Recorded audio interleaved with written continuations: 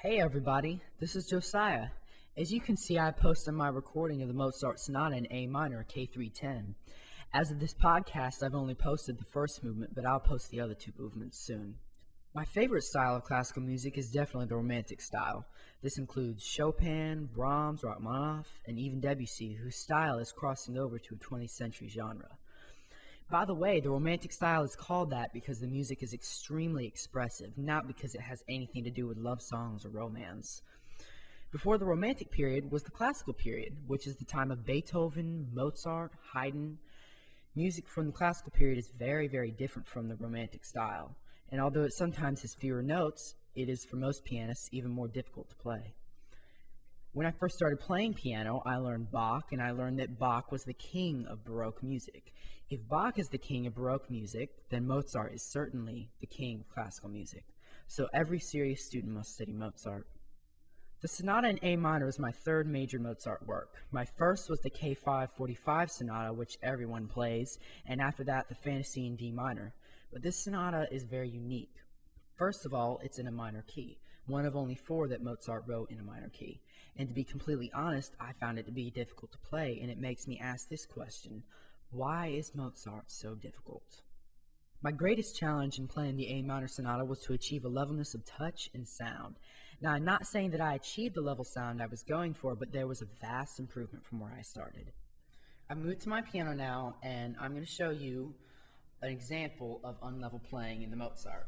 So I'm on page 5, and I'm on the last 1.5 lines of the page, and I'm playing the left hand. So I'm going to give you an example of unlevel playing.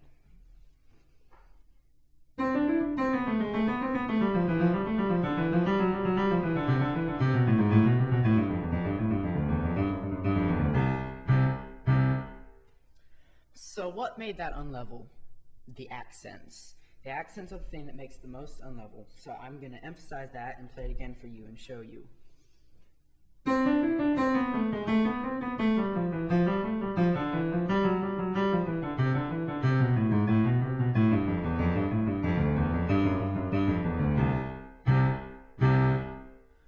Now I'm going to show you what it sounds like to play level without the accents and all the crazy speed ups and slowdowns.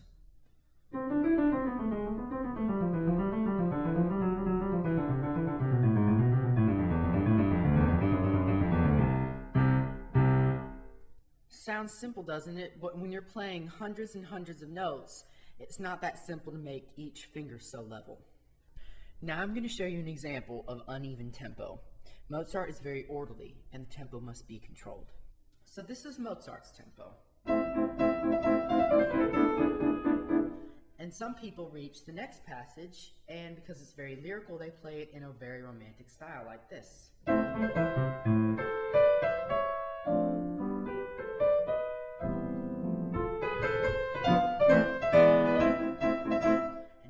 Do that. You can't break the tempo in classical music like that, so this is how it should be played.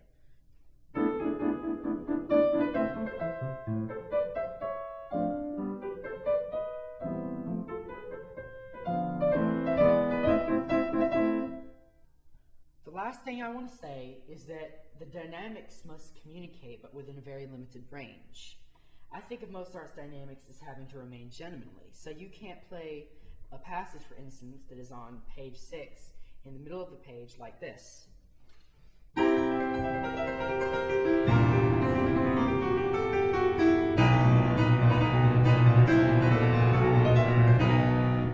can't play it like that. You have to play it very restrained, even though it says double forte, like this.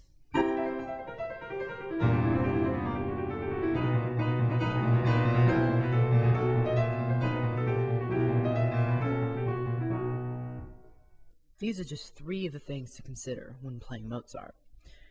There are also issues of voicing and phrasing to consider, and at the end of the day, Mozart requires refined technique.